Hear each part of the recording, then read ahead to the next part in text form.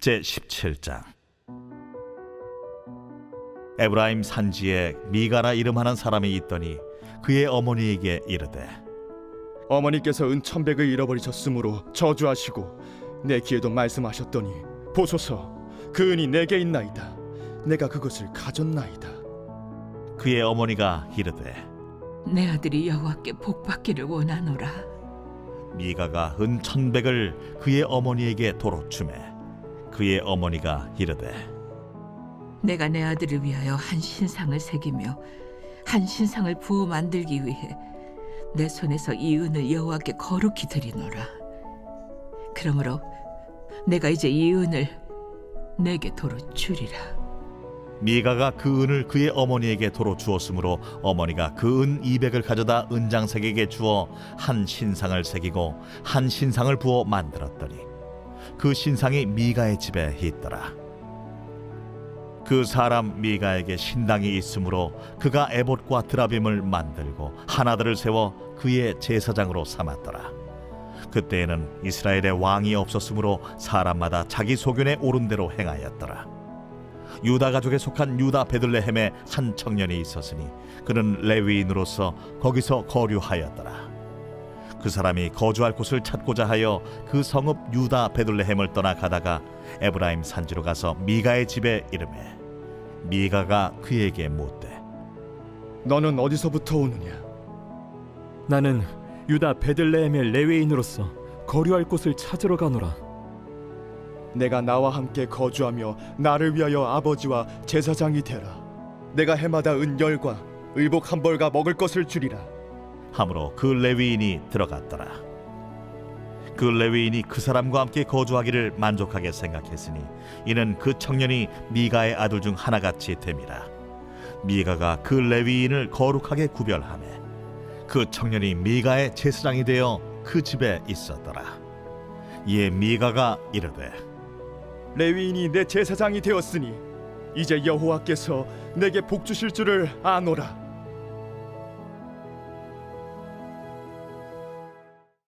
빛이 있으라. 말씀의 은혜와 지혜가 또 우리 성도님들의 하루를 빛나고 복되게 하시기를 축복하고 기도합니다. 어제 16장 말씀으로 인해서 이제 사사들에 대한 기록은 다 끝났습니다. 그리고 17장부터 21장은 이제 새로운 이야기들이 시작이 됩니다. 그런데 이제 이 사사기는 크게 보면 세 개의 단락으로 볼 수 있어요. 그래서 1장과 2장은 마치 사사시대가 시작된 그 서론, 배경을 설명하고 있는 그런 장들입니다. 그리고 3장부터 시작해서 16장, 여기는 이제 사사들의 12명의 사사에 대한 기록이 있죠. 온니엘부터 삼손에 이르기까지 사사들의 각각에 대한 사건과 또 그 사사들의 모습을 우리에게 가르쳐주고 있습니다. 그러니까 우리가 이제 어제도 말씀드린 것처럼 기억할 것은 뭐냐? 사사 개인의 어떠함, 그것보다 그의 어떤 기질, 특징, 연약함, 강점, 약점 뭐 이런 것에 집중하기보다 그들을 만지시고 다듬으시고 인도하시고 이끌어 가시는 그 놀라운 하나님의 쉼없는 그 구원의 손길들, 우리가 그것을 기억하고 그 손길이 지금 나에게도 여전히 하나님의 일하심 있다, 그것으로 감사할 수 있는 그런 또 시간이 되기를 바랍니다. 우리가 그 사사들의 이야기 속에서 그러한 하나님을 만나지 못한다면 이 사람은 왜 이러냐, 뭐 이거는 또 뭐냐, 막 이렇게 생각할 수 있잖아요. 근데 우리 인간은 다 그런 모습이 있다는 거죠. 그럼에도 불구하고 하나님이 이 일을 이루어 가신다. 이것이 이제 우리가 가져야 될 하나님을 향한 감사와 은혜의 마음일 것입니다. 그러니까 오늘부터 시작되는 17장부터 이제 이 21장까지는 바로 사사조차 없는 그러한 시대를 우리에게 가르쳐주고 있어요. 그러니까 사사의 어떤 뭐라 그래야 되나, 부록 같은 사사기인데 사사기 어떤 부록 같은 그런 이야기들이 기록되어 있는 거죠. 근데 이제 이 17장부터 21장까지 이것을 특징 짓는 말씀 한 구절이 있습니다. 그것이 뭐냐면 그때에 이스라엘에 왕이 없으므로 17장, 18장, 19장, 21장. 그러니까 남겨진 모든 장마다 거의 빠짐없이 이 한 구절이 어딘가에 탁 이렇게 자리 잡고 있어요. 이것이 이제 사사기를 상징하는 그런 구절입니다. 우리가 사사기 그럼 그 이스라엘의 왕이 없으므로 그들의 소견에 옳은 대로 행하였더라. 우리 이것을 다 그냥 마치 인풋과 아웃풋 탁탁 나오듯이 그렇게 이제 이 사사기를 상징하는 구절이 되는 거죠. 근데 우리가 생각해 볼 것이 있습니다. 정말 이스라엘에 왕이 없었느냐 하는 겁니다. 이스라엘에 왕이 없었습니까? 그렇지 않죠. 이스라엘 백성들의 왕은 오직 여호와 하나님 한 분이십니다. 그러니까 그분은 왕으로서 언제나 계시죠. 그런데 바로 이 이스라엘 백성들이 그 왕을 잊은 겁니다. 그러니까 영원한 왕으로 그렇게 이스라엘에게 있으신 하나님이지만 그러나 그 하나님을 잊어버리고 또 그랬던 이스라엘 백성들의 삶이 어떠한가를 우리에게 가르쳐주고 있는 거죠. 이 말씀 매 장마다 기록되어 있다는 것은 당시의 이스라엘 백성들이 얼마나 하나님을 완전하게 잊어버리고 하나님의 법을 버리고 그렇게 살았는지, 그리고 하나님의 법을 잊어버리고 하나님의 법을 버린 그런 사람, 그런 가정, 그런 공동체, 그들의 삶이 어떠한가를 보여주는 것이 17장 이후의 기록입니다. 그러니까 이 사사기의 나머지 부분은요, 어쩌면은 지금의 이 시대를 말해주기도 하고, 또 한편으로는 나를 이야기하기도 하고, 한편으로 우리 가정, 또 우리 공동체, 이런 모든 것들을 빗대어 볼 수 있는 그런 또 중요한 말씀입니다. 자, 오늘 이제 본문 17장은 한 가정의 이야기로부터 시작합니다. 1절과 2절 같이 읽어보겠습니다. 에브라임 산지에 미가라 하는 사람이 있더니 그의 어머니에게 이르되 어머니께서 은 1,100개를 잃어버리셨으므로 저주하시고 내 귀에도 말씀하셨더니 보소서 그 은이 내게 있나이다. 내가 그것을 가졌나이다 하니 그의 어머니가 이르되 내 아들이 여호와께 복받기를 원하노라 하니라. 여기 이제 에브라임이 다시 한번 등장하죠. 기드온이 승리했을 때나 또 입다가 승리했을 때 막 위기의 순간에는 얼굴 코빼기도 안 보이다가 그렇죠. 승리가 확정된 이후에 막 나타나서 생색을 내고자 했던 바로 그런 지파가 바로 이 에브라임입니다. 이 에브라임 산지에 미가라고 하는 사람이 있다. 이 미가라고 하는 이 이름의 뜻이 뭐냐면 여호와 같은 이가 누구냐 이런 뜻입니다. 그러니까 이거는 그러한 분이 이 세상에 없다, 여호와 같은 분이 없다, 이런 뜻의 아주 좋은 이름을 갖고 있는 그런 사람이에요. 그런데 2절을 읽었는데 이 사람이 굉장히 이상한 사람입니다. 어머니에게 이르되 어머니께서 은 1,100을 잃어버리셨으므로. 여러분, 돈 은 1,100개 이거 어디서 봤죠? 그렇죠. 바로 앞에서 들릴라에게 블레셋 방백들이 각각 주기로 했던 것들이 은 1,100개입니다. 그러니까 이거는 굉장히 어마어마한 돈이고 어마어마한 액수예요. 그래서 혹여 가끔은 이 여인, 이 미가의 어머니, 그러니까 이 은 1,100개로 인하여서 이 미가의 어머니가 바로 들릴라가 아닌가 이런 추정을 하고자 하는 경향도 있지만 뭐 그럴 수도 있으나 뭐 그렇다는 근거는 어디에도 없습니다. 어쨌든 어마어마한 돈을 엄마가 잃어버렸다는 거예요. 그러니까 엄마가 막 저주를 퍼부었다는 거죠. 그 돈을 가져간 놈은 어떻게 되라, 어떻게 될지어다. 근데 그 저주의 말을 타인에게만 한 것이 아니라 가장 의심되는 이 아들에게도 그 저주의 말을 퍼부은 거예요. 내 귀에도 말씀하셨더니 이렇게 이야기했죠. 그러니까 아들에게도 저주를 막 퍼붓자 이 아들이 이제 엄마에게 자수하면서 나선 겁니다. 내게 있나이다, 내게 가졌나이다. 그런데 이어지는 이 어머니의 반응이 또 참 이상합니다. 그러니까 아들이 그걸 엄마 몰래 가져갔다가 이제 이걸 엄마한테 내놓은 거잖아요. 그러니까 아들의 행동에 대해서 꾸짖고 가르치고 훈육해야 할 터인데 그런 훈육의 말은 전혀 없고 돈을 찾은 것만 좋은지 갑자기 아들에게 복을 빌어줍니다. 그래서 우리가 이 가정이 어떠한 가정이냐, 이 가정의 말씀을 통한 가르침과 삶에 대한 훈육이 없는 가정이구나. 우리가 이런 거를 알 수 있어요. 제가 정확한 출처는 알 수 없는데 제가 어떤 범죄자의 기록을 제가 읽은 적이 있어요. 그러니까 이 사람은 안타깝게도 이제 사기 그리고 뭐 이런 걸로 인하여서 아주 장기수가 된 사람인데 그가 어렸을 때를 이야기한 거예요. 그 집은 가난하고 그러니까 엄마가 많이 고생을 했겠죠. 아주 어릴 때 길을 가다가 길에 떨어진 핀을 이렇게 발견했대요. 그 핀이 아이 눈에 이뻐 보였는지 그 핀을 가져다가 이렇게 닦아서 엄마에게 드렸답니다. 그러니까 엄마가 그 핀을 보고 너무 좋아하시더라는 거예요. 그러니까 아이가 늘 고생하던 엄마의 얼굴에 웃음꽃이 피니까 그게 이 아이도 좋았나 봐요.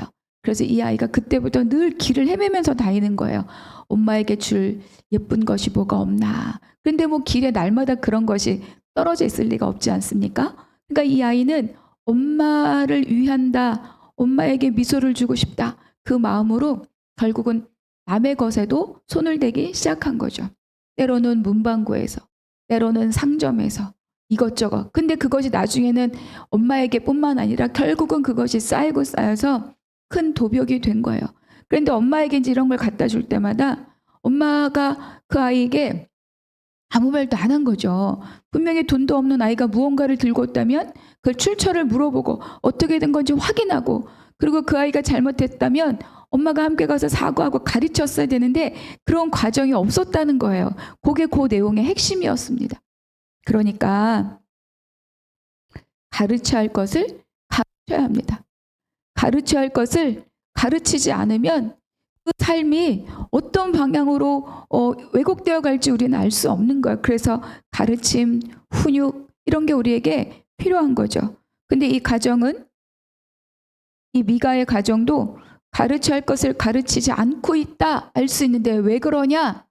일부러 가르치는 것이 안 가르치는 것이 아니라 가르쳐야 할 원칙을 다 잃어버렸다는 겁니다. 그러니까 이 부모조차도 무엇을 가르쳐야 할지를 모르는 거예요.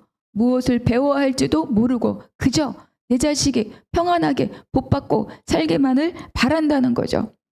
그러니까 아들이 보면 내가 엄마의 돈을 훔친 것은 잘못한 것이다. 잘못했습니다. 용서해 주십시오. 회개하고 돈을 돌려준 것이 아니라 엄마의 저주가 자기한테 임할까 봐 그 저주가 무서워서 돈을 내놓은 거고 엄마는 자기가 쏟아부은 저주가 아들에게 임할까 봐 빨리 회수하는 거예요. 그래서 빨리 자기가 쏟은 저주를 회수하고 내 아들에게 복이 임하기를 원하노라 이렇게 이야기를 한다는 거죠. 그러니까 이 중심에 원칙도 없고 훈육도 없고 서로가 이걸 알지도 못하고 모르니까 가르치지도 못하고 그런 상황이 이 가정 안에 있다. 이거를 1, 2절에서 우리에게 보여주고 있습니다. 그리고 이 엄마가 찾은 돈을 다 감사하면서 마치 여호와 하나님께 다 바칠 것처럼 이야기했으나 그러나 그렇게 하지 않아요. 그리고 은 200개만 은장색에게 주어서 그리고 은으로 부어 만든 신상을 만들었다. 이렇게 말씀하고 있는 거죠. 결국은 이 모든 이 한 가정, 미가의 가정이 그들의 모든 일반 백성들의 삶을 지금 상징적으로 우리에게 보여주고 있습니다. 그들의 영적인 무죄함이 어느 정도인가. 5절 그 사람 미가에게 신당이 있으므로 그가 에봇과 드라빔을 만들고 한 아들을 세워 그의 제사장으로 삼았더라. 이게 얼마나 무지막지한 일입니까? 그 집안에 신당이 있다. 신을 섬기는 집이 있다. 그리고 그곳에 에봇을 만들었다. 그리고 드라빔을 만들었다. 그 자기 아들을 세워 제사장을 삼았다. 여러분 우리가 성경 조금만 읽어도 제사장을 아무렇게나 내 마음대로 세울 수 없고 자기 아들을 제사장으로 세울 수 없다는 걸 너무나 잘 알고 있죠. 드라빔이 무엇입니까? 가정의 수호하신을 드라빔이라고 해요. 라헬이 야곱을 따라 자기 아버지 집을 떠날 때 그 드라빔을 훔쳐갖고 오지 않았습니까?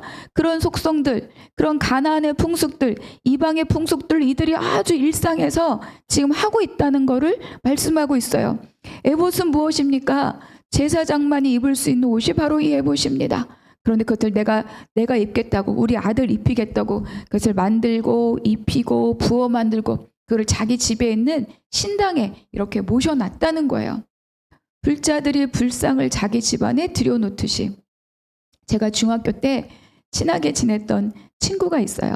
그래서 제가 우리 어렸을 때 막 친구 집 많이 놀러 다니고 시험 기간 동안 그 집 가서 자고 막 이러기도 했잖아요. 그 집에 처음 갔는데 제가 안방문을 열었는데 너무 깜짝 놀랐어요. 거기 이렇게 옷장, 장롱이라 그러죠.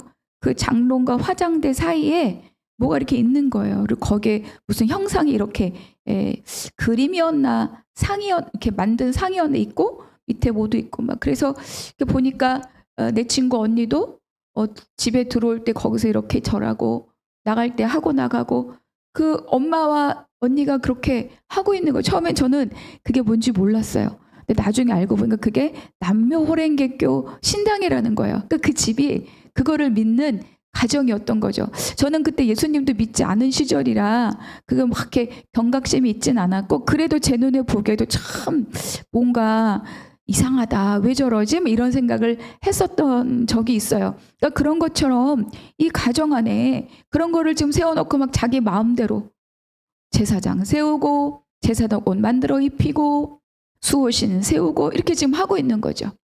그래서 이런 모든 상황을 성경은 한마디로 딱 정리해서 말씀해 줍니다. 6절입니다. 그때에는 이스라엘에 왕이 없었으므로 사람마다 자기 소견에 옳은 대로 행하였더라. 서두에 말씀드린 것처럼 왕이 없는 게 아니라 그들의 왕이 하나님이신 것을 모르는 거죠.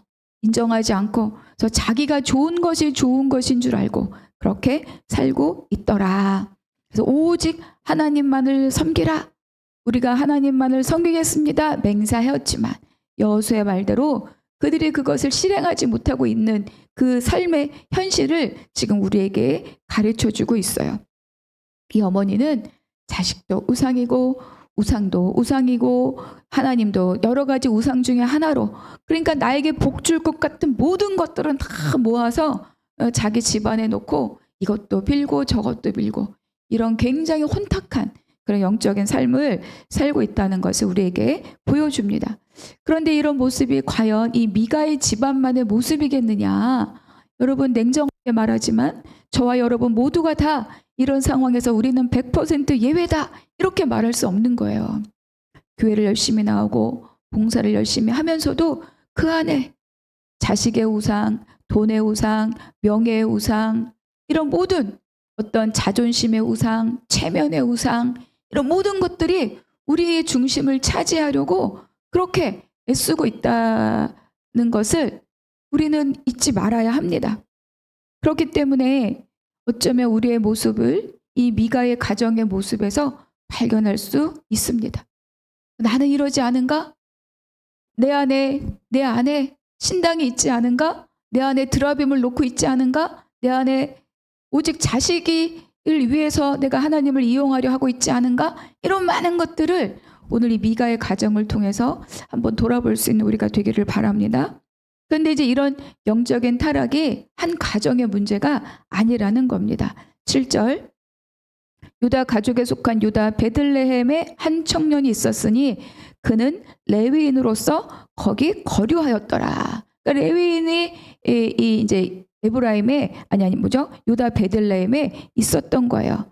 그런데 8절에 보니까 그 사람이 거기 계속 있는 것이 아니라 자기가 살만한 곳을 찾아서 떠돌아다니다가 에브라임 산지로 가서 미가를 만납니다. 이게 사건의 시작이죠. 10절 미가가 그에게 이르되 내가 나와 함께 거주하며 나를 위하여 아버지와 제사장이 되라. 내가 해마다 은열과 의복 한 벌과 먹을 것을 주리라 하므로 그 레위인이 들어갔더라. 그 가정에 제사장으로 취직한 겁니다. 여러분 우리가 레위 잘 알지만 레위인은요 머물러야 할 곳이 있고 그리고 할 일이 있습니다. 그리고 레위인이 다 제사장이 되는 게 아니에요. 제사장을 레위인 중에서 아론의 계열로만 제사장이 돼요. 그런데 아까 자기 아들을 제사장 삼다가 이제 레위인을 제사장 삼은 거죠. 그러니까 미가가 생각했을 때 자기의 이 신당의 품격이 한 단계 더 높아졌다고 자기 만족을 하고 있는 것이 아닌가 이렇게 보여지는 겁니다. 하나님은 레위인을 위해서 48개 성읍을 구별하여 주셨고 그리고 거기에 따른 목초지를 주셨어요. 그것은 뭐냐? 레위인들이 할 일이 있죠. 백성들에게 말씀을 가르치고 제사를 돕고 그것이 이제 또 제사장을 돕는 겁니다. 이것이 레위인이 할 일이고 그것을 위해서 하나님이 기업이 되어 주신다. 이렇게 말씀하셨는데 그 모든 것들이 다 무너져 있음을 이 레위인 유다 베들레헴에서 온 레위 한 사람으로서 우리에게 다 알게 되는 거예요. 그래서 이 레위인이 자기가 어디 가면 먹고 살 수 있는가 찾아다니다가 드디어 자기 눈에 보기 좋은 비가의 집에 결국 취직합니다. 여러분, 영적인 지도자가 사명의 자리를 떠나고 하나님의 공급을 신뢰하지 못하고 돈과 명예를 따라 그 개인이 살 길을 찾아갈 때 그 개인만 타락하는 것이 아니라 백성들, 공동체, 나라가 함께 타락한다는 것을 여기서 발견하게 됩니다. 근데 우리는 안타깝지만 우리 사회에서도 이런 일들을 많이 보지 않습니까? 종교적인 직분은 가졌으나 그 역할을 하지 않는 경우, 오히려 성도와 교회와 사회를 어지럽히고 있는 경우들을 발견합니다. 저와 여러분도 그것에서 예외다. 아까도 말씀드린 것처럼 확언할 수 없어요. 그러니까 우리도 늘 그런 것에 대해서 경계하고 조심해야 되는 거죠. 근데 아마도 이 레위인은 자기 사명지를 떠날 수밖에 없는 이유가 있었을 겁니다. 무엇이냐? 백성들이 하나님을 잊어버렸죠. 백성들이 제사를 잊어버리고 하나님을 섬기지 않습니다. 그러니까 하나님께 드려야 할 11조 드리지 않았을 거고 그 11조가 제사장과 레위인들에게 흘러가야 되는데 백성들이 하나님을 섬기니 제사장들에 가야 할 11조가 레위인들에게 가야 할 11조가 흘러가지 않았을 거고 그러니 레위인들은 생존의 위협을 느꼈을 거고 그래서 스스로 살 길을 찾아서 거주지를 찾아 지금 떠돌아다니는 상황이 되었을 겁니다. 그래서 여러분, 한 곳이 무너지면 다 연쇄적으로 무너지면서 영적인 무너짐의 도미노 현상이 일어납니다. 그래서 각자가 다 백성은 백성으로, 제사장은 제사장으로, 레위인은 레위인으로 자기가 있어야 할 자리를 지키는 것이 그 견고함을 지키고 나라를 지키는 가장 핵심적인 중요한 일입니다. 그러니까 그렇게 자리를 지킬 때 하나님이 그 길을 열어주시는 것을 우리가 서로 발견하고 하나님의 일하심을 감사할 수 있고 그 은혜를 함께 누릴 수 있는 거예요. 그런데 백성은 할 일을 안 하고 제사장과 레위인도 할 일을 안 하고 지도자도 할 일을 안 하고 이럴 때 그 사회가 혼탁해진다는 것을 우리에게 보여주는 거죠.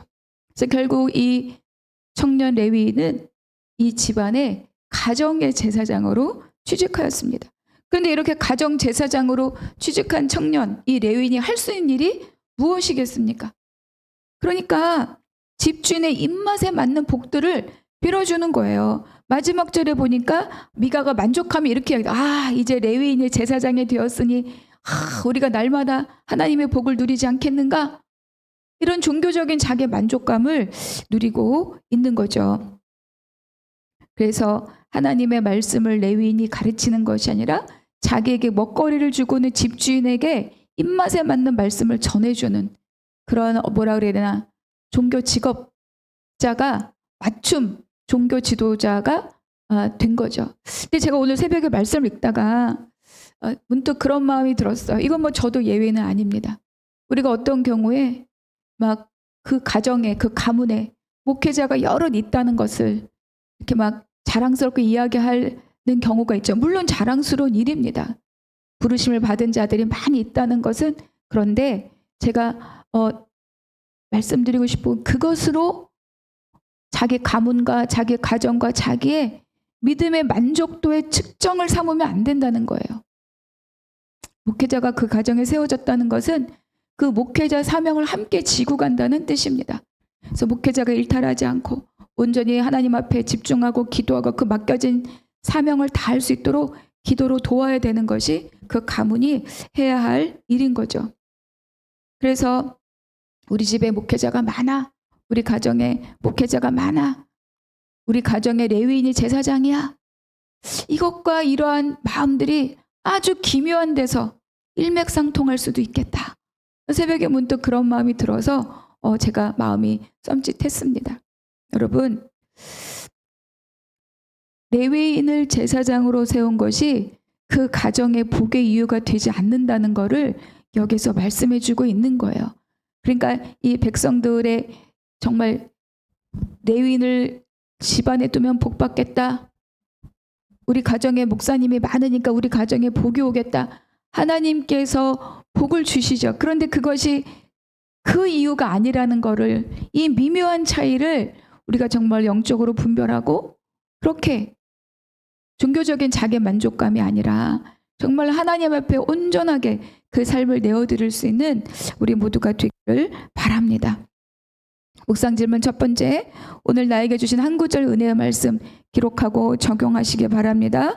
두 번째, 내 안에 미가의 집안에 새긴 우상을 둔 것처럼 내 심령 안에 내가 둔 나의 우상은 없는가 돌아볼 수 있기를 바랍니다. 세 번째, 나는 말씀이 증거하는 하나님의 뜻을 사모합니까? 아니면 내 입맛에 맞고 나를 위로해 주는 그 말씀만을 골라 듣기를 원하고 있지는 않습니까? 기도하겠습니다. 하나님, 오늘 깨닫게 하신 말씀으로 오늘 하루를 강건히 살게 하여 주시옵소서. 내 기분에 맞는 말씀을 찾는 것이 아니라 말씀을 말씀으로 들을 수 있는 귀를 열어 주시옵소서. 모든 것 감사하고 우리 주 예수 그리스도 이름으로 기도하옵나이다. 아멘.